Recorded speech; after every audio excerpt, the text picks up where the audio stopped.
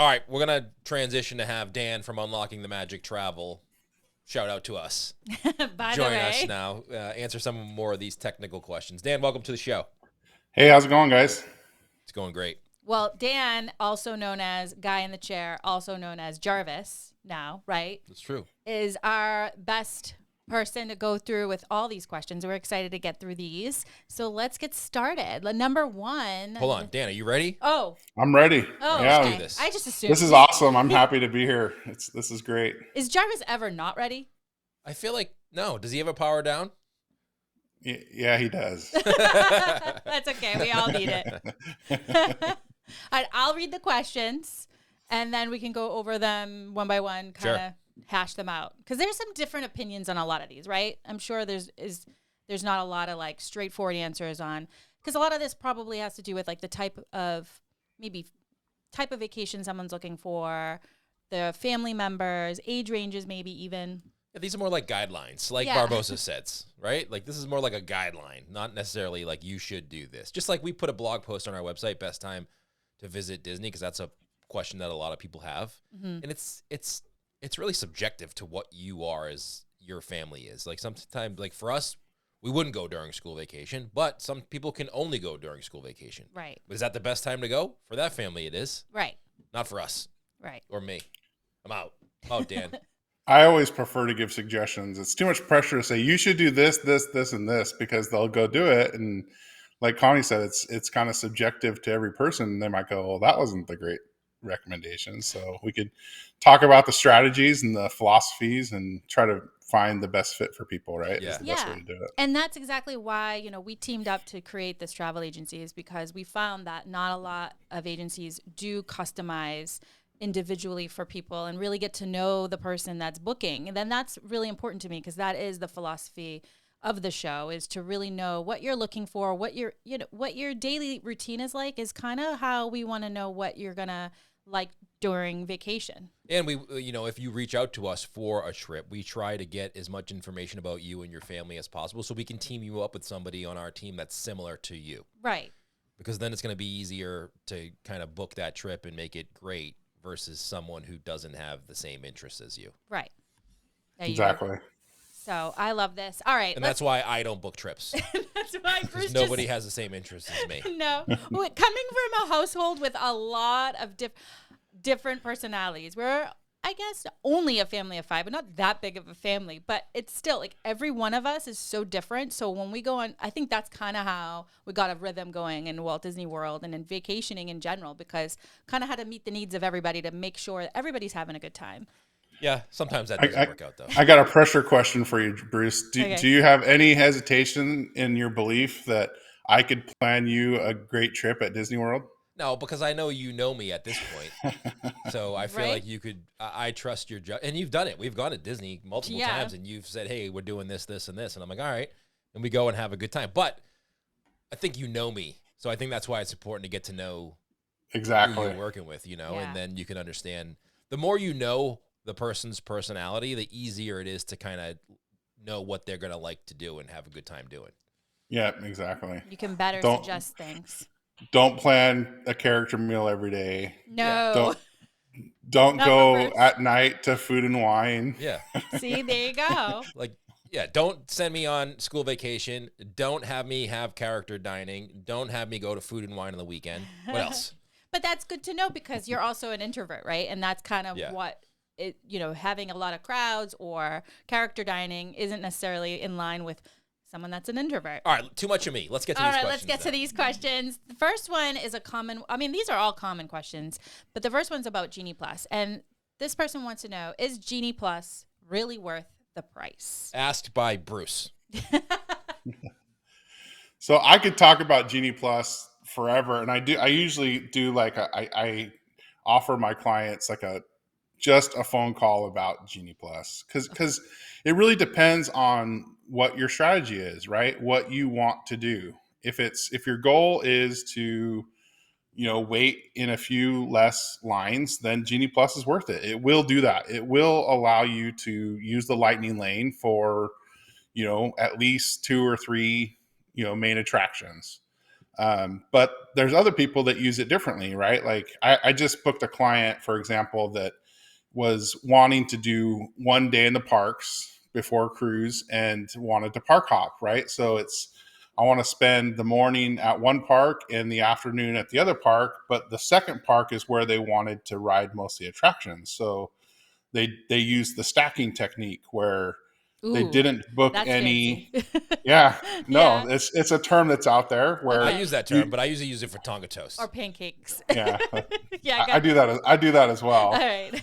But the idea behind that is instead of booking the first available lightning lane return, is you book something later in the day at the second park, and then you wait 2 hours and you book another one near that same time again at the second park. So you spend your day in one park, and then when they went to the second park, they had 3 or 4 um, lightning lanes, stacked on top of each other, so they could go and do those attractions really quick. So it just depends on what you're trying to accomplish. Yeah. Okay. One of the questions I get asked a lot is, what order of attractions that they should book That's their actually a return question. times. Yeah, that's a question on here. Yeah.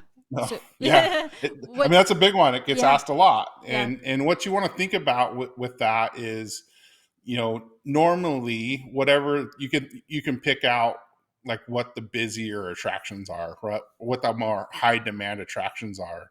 Those are going to get eaten up the fastest with Genie Plus. They're going to disappear the quickest, right? So Hollywood Studios, for example, that Slinky Dog is very popular. Tower of Terror is very popular. Rock and Roller Coaster is very popular. So you're going to want to go get those return times before you would want to do something like Star Tours or Mickey and Minnie's or Toy Story Mania, because they're in higher demand and they're going to disappear and not be available faster than those other attractions. So what you're saying is watch where everybody runs in the morning at Rope Drop, and wherever they run, those are the ones that you want to book for Genie Plus. Yeah. I mean, it really works to think about it that way, right? Like Magic Kingdom, that everybody runs to Seven Dwarves. So Seven Dwarves is one that's going to disappear, right? So if that's important to you, right now that's a additional Lightning Lane purchase, but with the addition to Tron, that may go away. So the strategy is to, if that's important, buy it early because it's going to disappear. Even if it's the pre-purchased additional Lightning Lane attraction, those do disappear also. So if that attraction is very important to you, get it early. It's not to me. Because they'll go fast. Seven Dwarfs is not his speed. But I think this goes down to a lot of what we say on the show as well, is like before you really iron down, what you want to do, maybe gather your family and find out what attractions, which ones are important to you. Like have everybody pick a favorite. Yeah, sometimes I see people, and we did this, I think we did this in Disneyland. I saw people going on. They had lightning lanes for attractions that had no lines throughout the course of the day, and it was like first thing in the morning, and they were going on the lightning lane. I'm thinking to myself, why are you doing that? And other people have that strategy where they're going to select something that's not so popular because they're going to go and they're going to do it, and then once they use it, they can grab another one, right? So they can do a bunch of the lesser, I don't want to say lesser popular, but the doesn't have as high demand, and do a bunch of those real quick, right? Yeah. Because they can get another one the second it's scanned. So I do see people doing that. But another thing that I usually suggest to my clients or people that are asking me is think about which queues you don't want to stand in. For me, for my family, we don't mind standing in Space Mountain queue because you're inside. It's usually cooler. There's things to look at. You're in space. Where Thunder Mountain, you're standing out in the beaten sun outside for most of the time, right? So it's hot. So I rather wait in the Space Mountain queue than the Thunder Mountain queue. But that's just my personal opinion. I think that's excellent advice because I'm just thinking about Bruce, and like a lot of the times if we don't get to ride Big Thunder, it's because he doesn't want to wait in that line outside. It's hot. It's tight. It's very tight. but Space Mountain for me, I mean, I always waited in line growing up. So Yeah, to even me, Big Thunder Mountain, though, once you get under the cover, you're still outside. right. It's still hot in there. It's still, I think it's more tight and uncomfortable. Yeah. It's not as enjoyable of an experience. Not big man friendly, that's for sure. Yeah. Yeah, I hear you. That's great advice. I really like that.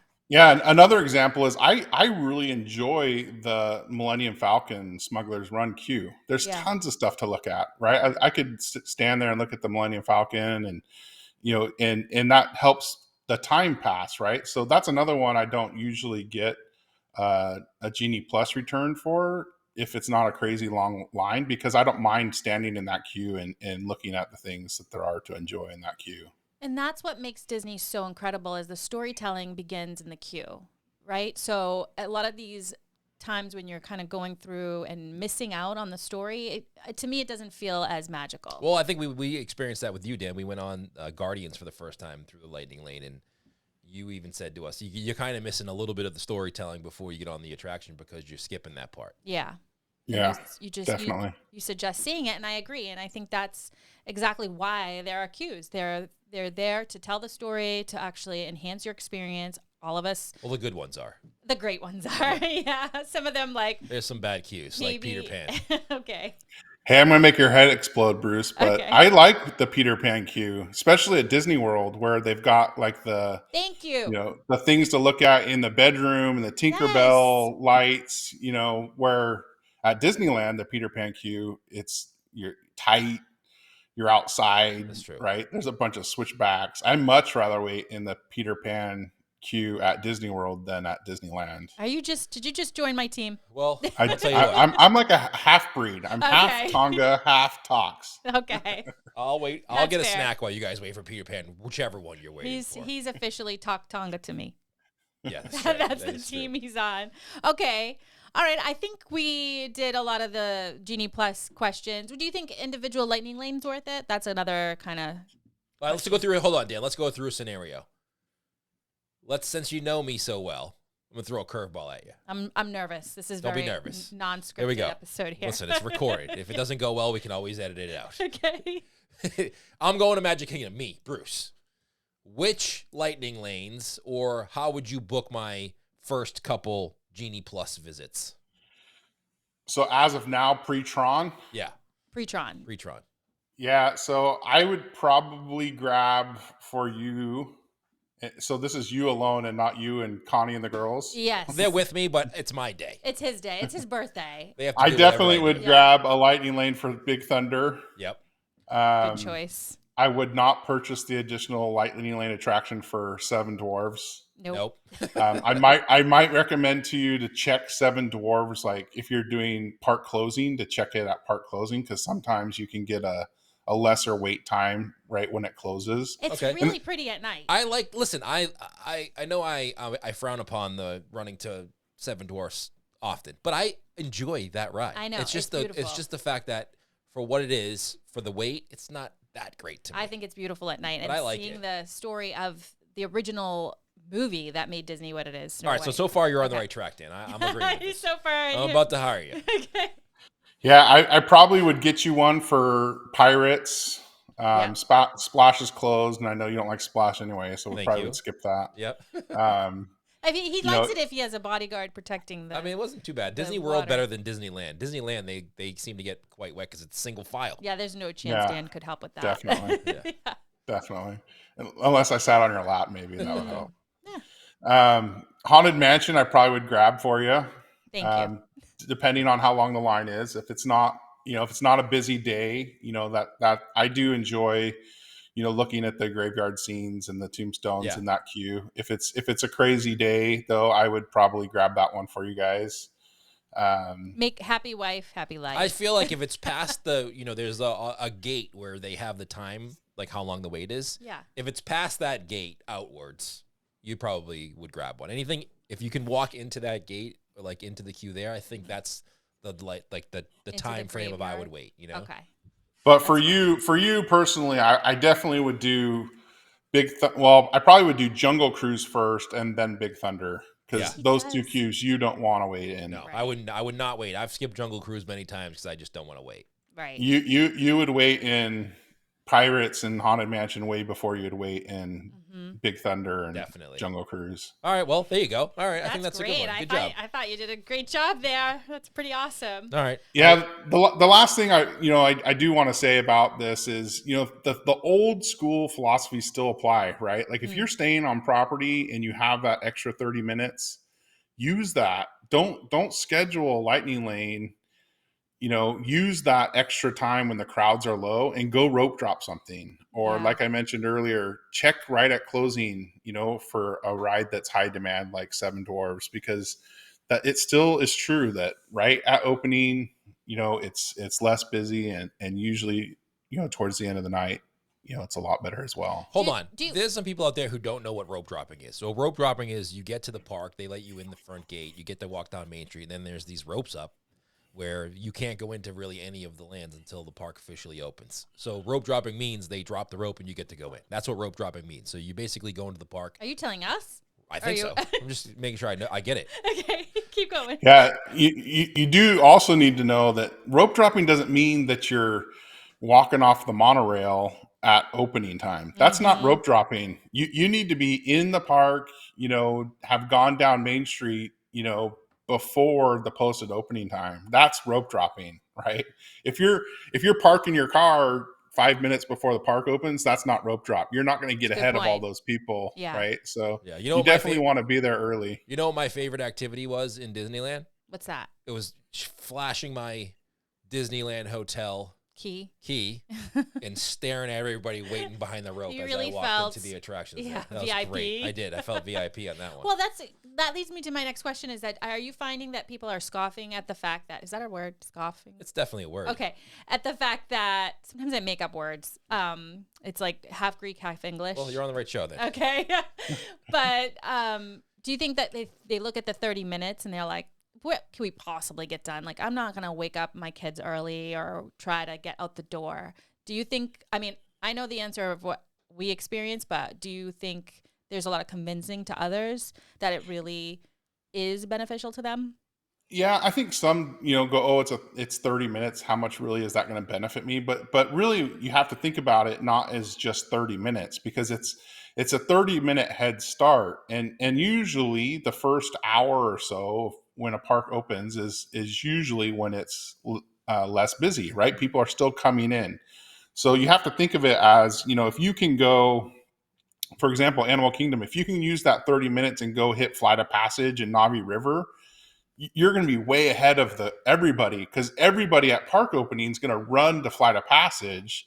Yeah. And for the next hour, you're going to get low waits at the Safari and at Everest and at Cali, because everyone's going to come in and go straight towards Flight of Passage. So it gives you that head start, right, where it's definitely beneficial. And we even did too, sometimes instead of, that's a great strategy, but if you've been a couple times, maybe it is that 30 minutes is where you do the Jungle Cruise, where it's not the one that everybody runs to, but if the line's too long, you're not going to go on it, and maybe you don't want to use a lightning lane on it. Or Fantasyland or other. We did it with Mr. Toads. Mr. Toads in Disneyland, we went on right first thing, and there was zero wait. It was walk on, but later on in the day, it's a 30 to 40 minute wait, and that doesn't sound like a long wait, but the queue for Mr. Toads in Disneyland, why is it so tight? Is the tightest queue I've ever been in my life. But like, how did my hips grow that large? So it's not the most comfortable queue to wait 30 minutes in. No, not at all. I have to walk sideways through half the queues at right? Me too. I feel you. All right, let's get to the next one. Okay. How far, this is a really, I think, really good one. How far in advance do you recommend booking a trip to Walt Disney World and or a Disney cruise? Yeah, so you need to realize, especially for Disney Cruise Line, the cheapest prices you're going to get for a cruise is the day it releases. That's going to be the cheapest day, and it's not just that one day. It's going to progressively get more expensive as the ship fills. So you kind of want to jump on it early, right? Because that's when you're going to get the best pricing. If you wait till right before, it's going to be, there's going to be lower availability. It may be of staterooms that you want, you're gonna get like the last pick type of a thing. And the price is going to be a lot more, right? Like I'm seeing pricing right now for a cruise that we're doing in May that is $400 more per person now than it was 18 months ago when we purchased the rooms. So it definitely can save you some money to book early. And for those, for Disney World and for Disney Cruise Line, it doesn't hurt, right? If you book something and then you need to cancel it, you definitely want to pay attention to the cancellation policies. For Disney World, if it's a package, you want to cancel it before 30 days, and Disney Cruise Line before 90 days. So you could cancel it if if something comes up, because you're booking it so far in advance and you don't know what your life is going to be like, a year from now. Right. That definitely is a possibility. Disney World, the prices don't go up as fast as Disney Cruise Line, but they will go up as the hotels fill. The pricing will go up, but it's more about getting that room that is your first choice or that fits your family the best, right? Those will disappear, right? So you might be forced to go somewhere that wasn't your first choice because you didn't book it far enough advance. And like I said, it doesn't cost you anything to have to cancel if it's before the 30 days. So Disney Cruise Line, you want to book early mostly for the price, but Disney World, you want to book early mostly for availability of what you want, right? Yeah, that's what I would say. And so a year out for Walt Disney World is common. Well, so Disney World, they release, so in the past couple years, they've released the following year, late spring, early summer. So right now we can book through all of 2023, but the 2024 calendar won't come out till late spring, early summer. Gotcha. So the farthest you can book in advance, no matter what is available, like when, say it's the 2024 calendar gets released and you're trying to book something for like the next December, you can't book more than 499 days out for Disney World. Got it. So you wouldn't be able to book late 2024, the day that the 24 calendar gets released, if that makes sense. No, it does, but it's still good. Like, even if you can't book that far, but you're thinking about going, someone's thinking about going, they should connect with you, because that way you get the opportunity to get to know them a little bit and see what maybe their needs and wants are. Gotcha. And you get your first, like, you can, as soon as it comes out, we know when it comes out. Right. Well, Dan does, I don't. But he knows when it comes out, so he can kind of snag whatever you need. I don't know why that's funny to me. Yeah, okay. I know a lot of our agents have a list. I personally have a list of about 8 people right now that are looking for dates in 2024 that I'm just communicating with them, finding out what they want. That's it. So 8. Let's get Dan some more people on that list here. Yeah. What's going on, people? It costs nothing. Literally will just help enhance your experience completely, right? And it's like having your own concierge for free. Like, why wouldn't you do that? Oh, speaking of cruise, by the way, I wanted to mention, because you said that prices do go up the later you wait, but if somebody is looking to go to on a cruise fairly soon, we still have a few rooms available on the Wish for the Memorial Day cruise leaving out of Port Canaveral, right? That we have at a discounted rate because we purchased as a group. So we have like 3 or 4 rooms. Yeah, we have 4 rooms. We have 3 ocean view rooms and 1 veranda room. If people are looking to cruise with us in May, there'll be some Unlocking the Magic travel agents on that cruise. It's going to be a lot of fun. It's going to be exciting for you guys for sure. And then we have one in September as well, a Halloween Jubilee. Yeah, I'm not so excited about that one anymore. I'm so excited. Tell me I got to dress up. Me and the kids were talking about our costumes. Bruce happened to walk in, didn't know what was really going on, but I think I have him convinced because we're going maybe towards the Jungle Cruise type situation. All right, I could do that. Yeah. I can dress up like The Rock. Yeah, exactly. Should be fun. But all right, so how about, someone asked, what about the Wi-Fi on a Disney cruise? And I know that Wi-Fi is important nowadays, especially when, you want to update your social status. Just kidding. I know that people still have to do things for work and everything, but I've heard it's gotten better. We've experienced the Wi-Fi on Disney Cruise, and I got to say, it wasn't the greatest.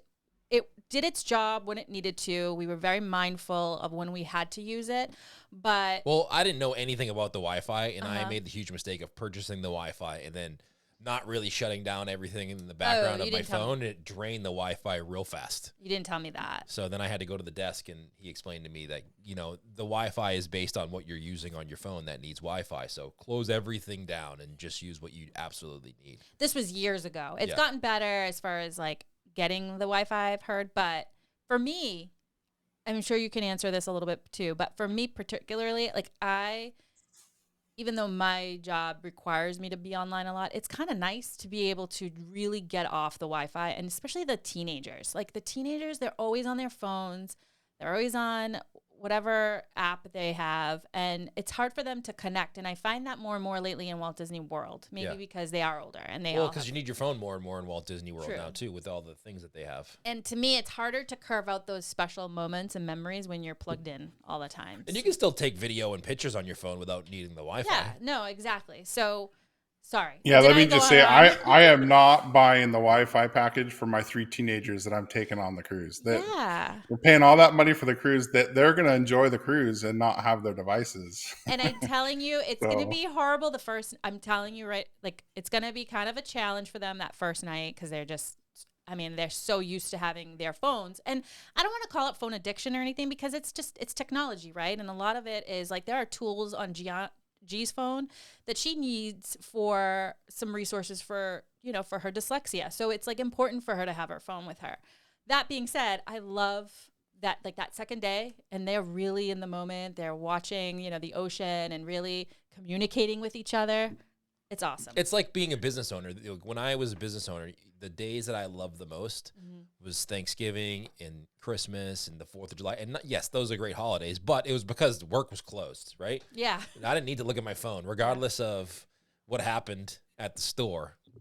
Nobody was there, so it was fine. I didn't need to worry about or have my phone. It's like, that's the cruise. You don't need to worry about anything when you're on there because you can't. But I think for kids in particular, like I want them to be able to communicate with each other and carve out those memories.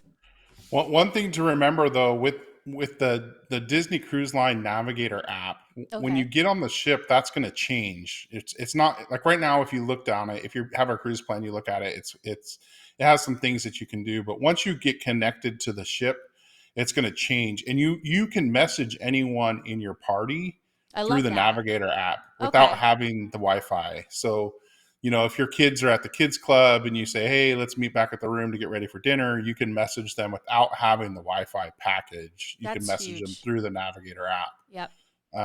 If you do need to buy data for work purposes, that is available to you. But you definitely don't need that for communicating with people that are in your group on the cruise with you. I've heard too people using cell phone data plans that they purchase that they bring with them as well. I don't know too much about that, but maybe check with your service provider for your cell phone and see if there's something. Yeah, like if you have a job that really you cannot unplug from. I understand. There are certain times on the ship, that I actually had to check in with work, but it was really nice. It was because escaping, and usually cruises. They're about 5 days. Yeah. There are some that are longer, but for the most part, I see most people sailing for 5 days. And I think if you can try to kind of disconnect, you'll just love it. And maybe that's why people do love cruising, or once they first cruise, they realize they love it so much. You know what my favorite part of the app was, Dan? The cruise app? The Navigator? Yeah, the Navigator. Yeah. There was a section in there that says requests. And then I went to requests. It said, sit alone at dinner. That was my favorite part of the app. Cruising for introverts. That's a whole nother episode. We went on a cruise last time, and they stuck me with people I didn't know, and it was shocking to me. This is before we met you, Dan. So no, sorry. that's definitely something I would know not to do if I was your travel agent. Wow. I showed up to dinner, and there was people sitting at my table. They're like, here's your table. I'm like, but there's people sitting there already. What are you talking about? This is my table. Technically, that might have been my fault because I really was like optimistic about that situation. You guys messing with me? There's people at my table already. What are you talking about? I should just take the fail for that one. But I also noticed that the kids, though, acted better because they were forced to sit with people they didn't know. So they were on their best behavior. So I kind of see the point on these cruises of like why they connect you with other people. I know. That's torture. By the way, anybody like me out there, go to the app. There's a section for request. Request your own table. Unless you want your kids to behave. I'm telling you. It's a strategy. Yeah. Or if your kids aren't behaving. That's definitely a plus side. Right? If your kids aren't behaving well, leave them at home. Oh. Go on the cruise without them. You'll be fine. Great. Totally unplugged. Just leave them at home. I liked what you said about pre-purchasing like a international call cellular plan. We're planning to do that on our next cruise because our oldest is it's going to be his birthday. He's not going with us. and it's going to be his birthday. So we definitely want to call him on his birthday. So we're going to pre-purchase him like a small international cellular plan for that week so that we can call him on his birthday. So just pre-planning those types of things, knowing what you need, right, so that you can prepare for it is definitely key. I love that. We'll report back after our September cruise. And Dan, you can report back after your May cruise. Do it again. Definitely. All right, here's a question for you, Dan, because I can't answer this one. What are and you live in Orlando, so you're a local. You probably go here quite a bit. What are your top 3 suggestions for restaurants at Disney Springs? We get this question a lot, and I skip it most of the time. Bruce is always that's a good one. Moving on. So personally, again, this is pretty subjective to what kind of food you like, but personally, our go-tos in Disney Springs, I definitely recommend the Boathouse. That's one that I like to get, on a regular basis if we go there. It's a great atmosphere. The food is good. I definitely enjoy that restaurant. Another one is a quick service that we like to go to is the Polite Pig in Disney Springs. That's barbecue. It's actually, I don't know if you know that they were like on the list to be considered for a Michelin star. They didn't get a Michelin star, but they were like on the runners up list to be considered. We have no Michelin stars in New England. Oh, no, I mean in Boston area. Do you know what the Michelin star started from? The Michelin tire, right? Yeah, the Michelin tire put out a guide about restaurants because they want people to travel. Yeah. Oh, and the more they travel, the more tires they buy. That's so interesting. I didn't know that. Yeah. But I mean, you think you probably told me. You love throwing out facts when you know them. So I do. But you probably told me that before. I don't know if I've ever said that on the podcast, but that's an interesting fact about the Michelin star. So you definitely, I think you can get good barbecue in lots of places in the country, but it's definitely a good place, especially for a quick service, where it's harder sometimes to get reservations if you're just popping over to Disney Springs, having an option to wait. And sometimes the line there can be long. And if my kids are going, they're going to want to go to Chicken Guy every single time. But there's only so many times you can do Chicken Guy. I rather go over to the Polite Pig and get some barbecue. My third choice probably would be Morimoto Asia. If you want to spoil yourself a little bit, it's pricey, but great atmosphere. The food's good. Again, that does also have a walk-up window where they have a limited menu that you can grab some items from the walk-up window. I don't think I knew about the walk-up window. Actually. I think I might have seen it before. Disney Springs is so big now. Yeah, it's hard to miss. Easy to miss things. It's easy to get lost, and then it's easy not to see things or know where you are. Yeah. So hopefully this will be helpful to the person. So the Boathouse, the Polite Pig, and Morimoto Asia. Yep. Not Rainforest Cafe? Not Rainforest Cafe, sorry. Right. So I like the theming in there, but I can never get my family to come with me. It's like one of my favorite. If you haven't noticed, I'm a big kid. Well, I think, too, that when you go to restaurants in Disney, you kind of want to pick restaurants you can't go to where you live. Can't go to any of those anymore. They're all shut down. Been there, done that. No, I love it when it rains and you're just waiting. No, it's a great atmosphere, and we've eaten there, because we have young kids, right? So it's a good place to go for, I'm not going to take my 7-year-old to Morimoto Asia. Exactly. But so it kind of depends on, the people that you're going with, but true. Yeah, I kind of answered that as where I would want to go. No, but that's the most important. Yeah, exactly. Those are great suggestions. I've heard great things about all of them, and we actually haven't done Boathouse because we live, in New England. We get a lot of seafood here, so there's a couple of places that we go to that I think I'm fearful of trying anywhere else because of that. Like I just don't want to be disappointed, but everywhere else. I mean, there's so many places to eat in Disney Springs. I don't think you can truly go wrong. Pizza Ponte, too. If you want a nice slice of pizza, that's not bad.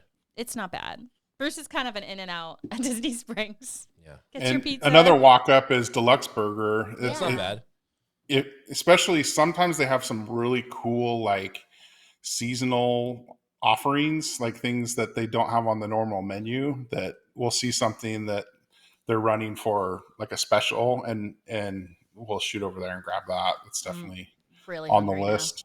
Now. Yeah. I'll tell a quick story. I kind of got bit by the not having low expectations for one restaurant. Uh-oh. Which one's that? Well, so you hear about Homecoming a lot. You got to go to Homecoming, right? I did hear a lot about that. People suggest that all the time. Yeah. And it was good. It was good food. Don't get me wrong, but I think I had heard so much about it, and I had built it so much in my head that when and the guy was the personal chef for Oprah, and I'm just thinking about all these things of why that you need to go there, and I don't know if it was what I ordered or what, but it just didn't meet that that bar that I had set for it. So it was good food. I definitely would go there again. It wasn't like it was a bad experience. But it's definitely hard when you hear about something for a really long time and expect it to be really, really good, and you go and it's like, oh yeah, they could have had an off day, and it just happens to be you. That's tough. Key to life, right there. Low expectations, trademarked. Well, that trademarked. Key to life. Trademark coming soon. Don't steal that. You say that a lot because you worked in the restaurant industry a lot, and Dan, you know so much about it, and so it's like Dan's a culinary professional himself too. So it's like these are it's kind of hard not to go in with certain expectations too. It's hard when you ask me about food too, because like you said, I'm a bit of a food snob sometimes, especially when it comes to desserts. I can be dessert pretty food snob, snobby. pizza snob, right? And I'm just Rainforest Cafe. This is what. Maybe I throw some balance in there for the snobs. Here we go. All right, next question, because I know Dan's got a time limit here. He's got to get out of here in a couple minutes. Okay. Which resort, non-deluxe, fits families of 5? Which ones are your top factoring affordability, amenities, and restaurants? They're a family of 5 looking to go non-deluxe, though. Non-deluxe. So that's the key, non-deluxe, because there's lots of options for families of 5 and more if you're looking to do, a deluxe or a DVC property that has, 1 and 2 bedrooms and things like that. Can I tell for you mine non-deluxe, first? Sure, go ahead. French Quarter? That's not families of 5. Oh, it's not? Riverside. No, French Quarter. Winking heavily over here. He's being silly right now, Dan. I'm just sorry. kidding. You can't fit family of 5. Don't try in French Quarter. Okay. Riverside it is. No, Moving on. All right, just go ahead, Dan. Yeah, Port Orleans Riverside is one that has a room with a 5th sleeper, and Caribbean Beach is the other one. So, definitely good options. Caribbean Beach has gotten very, very popular with the addition of the Skyliner, quicker access to Epcot and Hollywood Studios.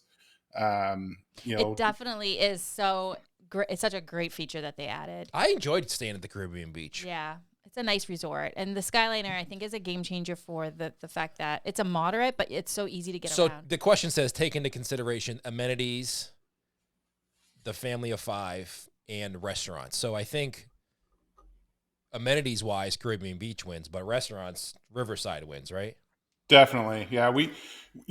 There's been some bad rap for boat rights at Port Orleans. I've heard some bad negative things about that restaurant, but we ate there a few months ago, and it was really good. Yeah, we really enjoyed our meal there. Cool atmosphere, just to be in that area with the horse-drawn carriages going by and the Surrey bikes and the big water wheel. It's a really cool, atmosphere. And, we're locals, so we do things differently than, your average vacation goer. But just to go to that, go to that resort and to get on the boat and go over to French Quarter, and, you're going by the mansions, and it's just a really cool atmosphere to kind of hang out there.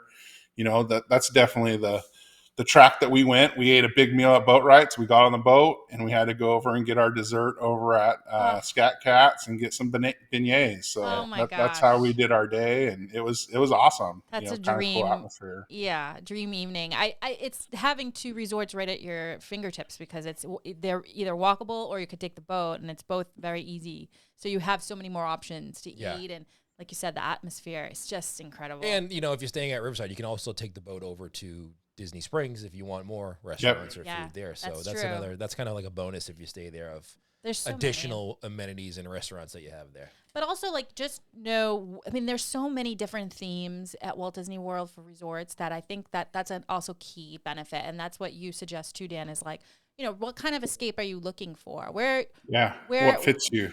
What fits you? Yeah. Do you really want to unplug from home? Do you want to, I'm sure that there's somebody from Louisiana, maybe perhaps not staying at Riverside, or us, for example, not necessarily staying at the beach club. Right. Things like that, I think, are important to note. All right, last Yeah, question here. the funny Sorry. well, real quick, the funny thing about fifth person sleepers is those moderate resorts, those two moderate resorts are actually cheaper than options at values, because the next thing up from those two resorts would be like a family suite at All Star Music. Yeah. But it's actually more, a family suite at All Star Music is actually more expensive than the fifth person sleeper at Port Orleans and Caribbean Beach, and those are moderate resorts, right? And if you get into, you said non-deluxe, but if you talk about the family suites at Art of Animation, I was gonna just ask you that. Yes.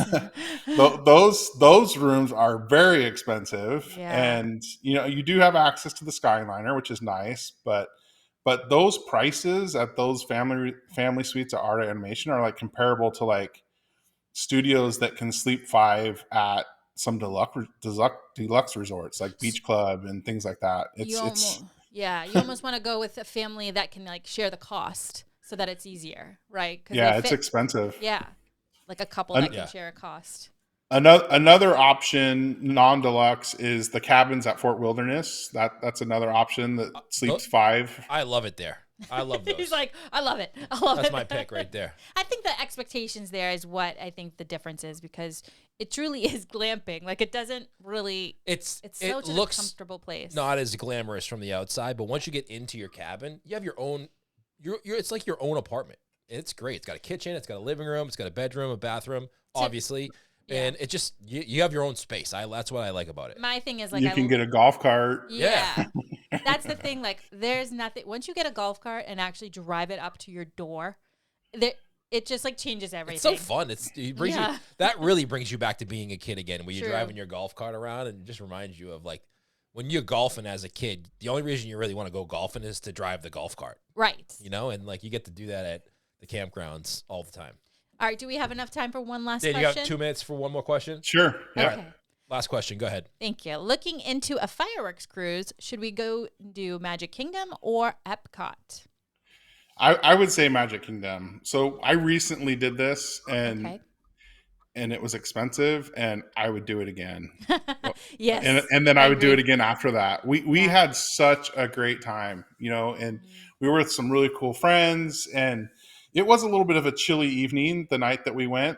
But the views are great. Like what you do is you kind of go around the lake, and the cast member will like point out some things that are around that area, like the old water park that was there. Talk about some of the islands and things that why they're there and what they're named.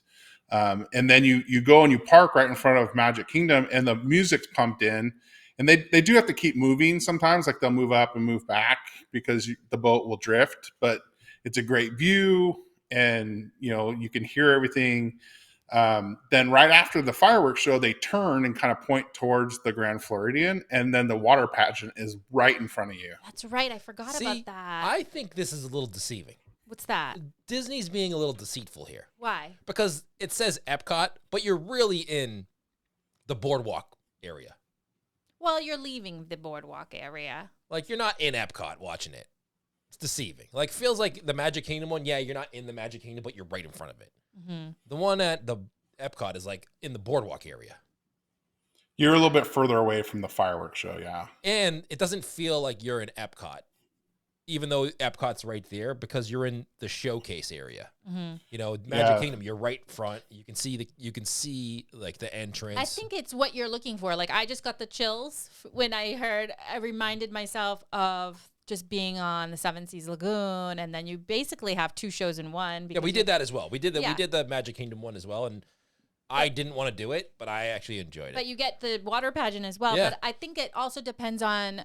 I think I could see someone do the Epcot cruise based on maybe they're going with more adults that are wanting to experience the boardwalk first, maybe have dinner there, and then kind of, it's a different atmosphere. Boardwalk is much more relaxing, whereas when you're on the Magic Kingdom side, it is like that feeling, you know, when you see the castle. I don't know. There's no better feeling than being on Seven Seas Lagoon, like seeing the Contemporary, seeing the Magic Kingdom, the Polynesian. And those are all lit up. Yeah, they're all lit up. I mean, I It's a agree. great view. If I'm going to the boardwalk, I'm going to get an ice cream sundae and just sit there and watch everybody. Thought we weren't going to talk about that. I'm not going. We're going to keep it a secret. All right, I didn't specifically say where. The other thing about the Magic Kingdom cruise is I feel like that show has a lot more fireworks than the Epcot. You know, the Epcot fireworks show has, you know, the projections, you know, so does Magic Kingdom, but I think that there's a lot more fireworks to see from the Magic Kingdom fireworks cruise. Yeah. And on the cruise, they give you snacks and drinks. So it's kind of just a fun evening. Right.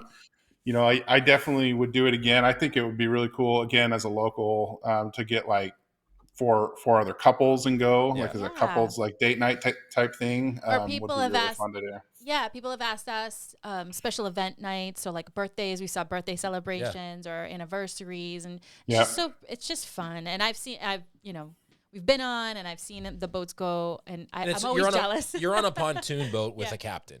It's so magical. that's what the fireworks cruise is. So it's only up to 12 people, I think, right? 10 or 12 people max.